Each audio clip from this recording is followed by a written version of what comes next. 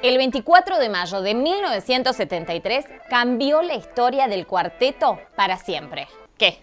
¿Crees que estoy exagerando? Bueno, dale, vení que te cuento. Ese día nació Rodrigo Alejandro Bueno, uno de los artistas más legendarios que tuvo el país. Pero, ¿qué hay detrás de ese morocho ojos verdes que con un ritmo regional logró conquistar a toda la Argentina? ¿Fue un invento de los medios o fue alguien que realmente tenía un talento descomunal? ¿Cómo hizo para que todo un país se sintiera un poquito cordobés?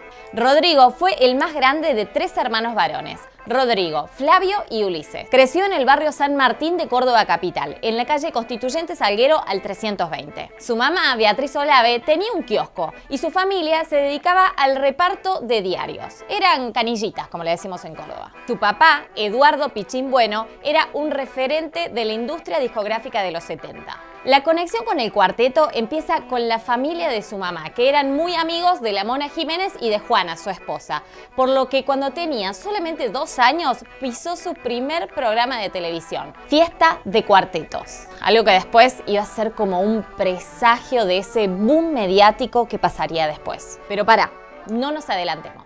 Su primer acercamiento a la música lo tuvo a los 5 años, cuando su papá, que era uno de los mayores distribuidores de música en el país, lo hizo grabar un long play de canciones infantiles. Cuando tenía 11 años y todavía iba a la escuela, debutó en Chévere, de la mano del Negro Videla, que era amigo de su papá, y cuando vio que el nene tenía talento, dijo: lo voy a invitar a cantar a un baile de la Sociedad Belgrano. Cantó 2 temas frente a más de 5.000 personas. Ese fue el primer baile de Rodrigo, arriba del escenario, claro, porque en realidad desde que su mamá lo tenía en la panza, que ya Rodrigo iba a los bailes de la Mona. Cuando estaba en 7º grado, hizo un casting y entró a cantar al grupo Manto Negro. Era tan solo un adolescente, pero ya tenía muy claro lo que quería hacer en la vida. La música era su prioridad y terminó por dejar el colegio y no hacer nunca el secundario. Después de algunos años sin éxito en Córdoba, Rodrigo tenía 16 años y con su familia decidieron lanzar su carrera como solista e ir a probar suerte en Buenos Aires.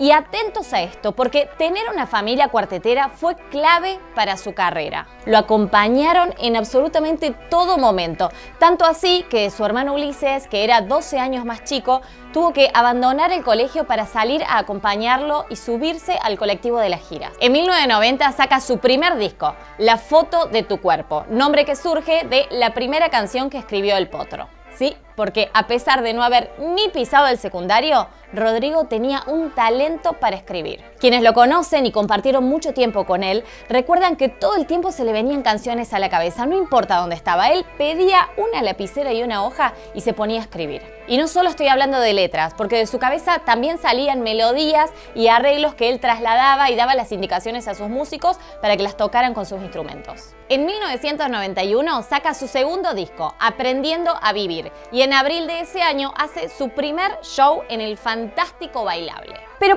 frenemos ahí, porque no es casualidad que Rodrigo haya encontrado el éxito en Buenos Aires y que nunca haya logrado hacer un show grande en Córdoba. Porque si bien su sueño siempre fue hacer cuarteto en su ciudad natal, él desarrolló toda su carrera en el circuito de bailantas de Buenos Aires, donde predominaba la cumbia. Y eso hizo que muchas veces no sea muy bien visto en Córdoba, donde lo trataban de cumbiero, algo que él detestaba y siempre contestaba: yo soy cuartetero.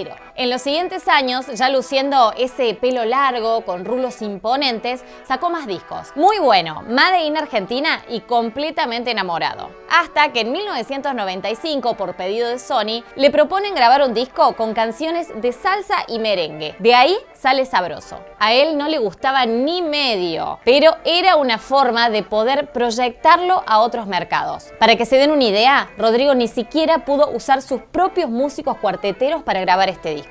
Rodrigo quería cantar cuarteto, esa música que había mamado desde niño gracias a esa amistad que tenía su familia con la familia de la Mona Jiménez, que era su ídolo máximo.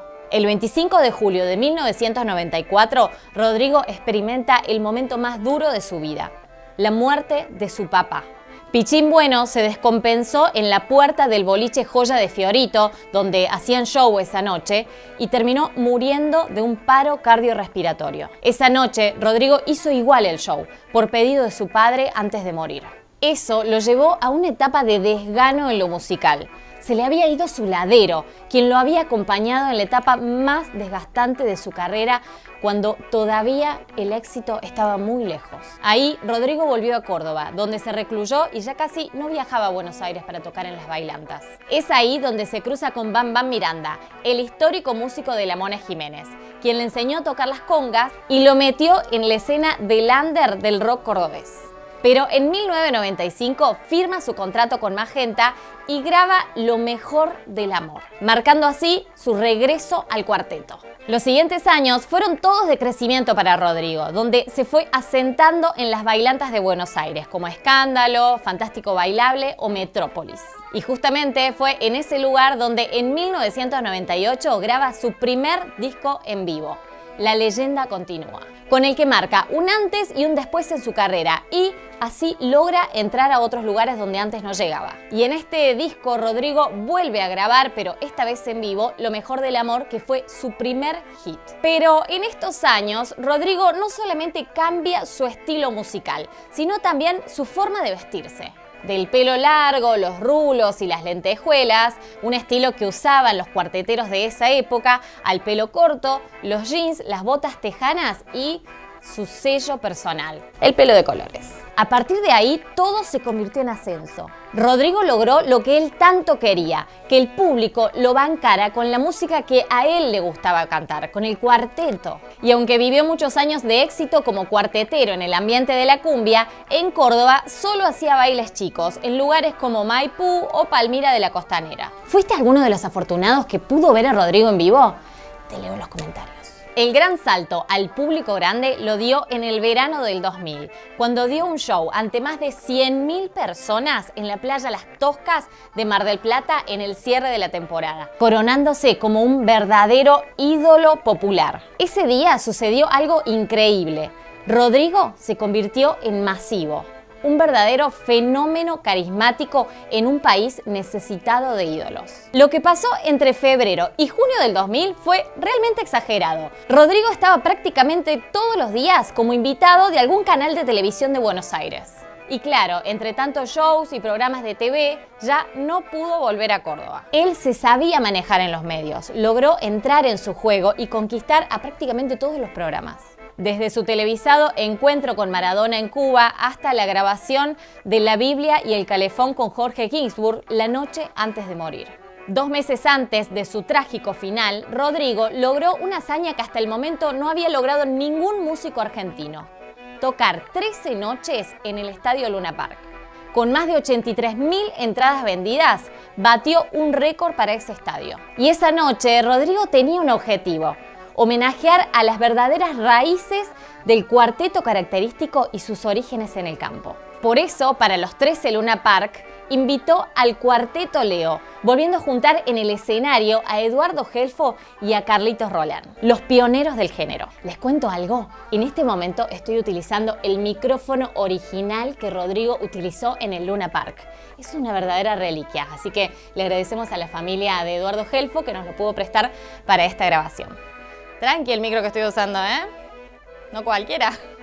¿Te quedó? ¡Listo!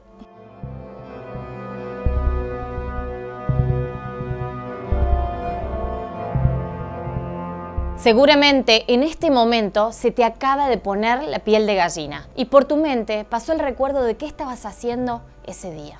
Saliste el viernes a la noche y cuando estabas pegando la vuelta a la madrugada, en la radio del auto escuchaste la noticia que nunca te imaginaste que iba a pasar. O te despertó tu mamá ese sábado a la mañana con la noticia y vos no lo pudiste creer hasta que prendiste la tele y viste la placa roja. Se mató Rodrigo.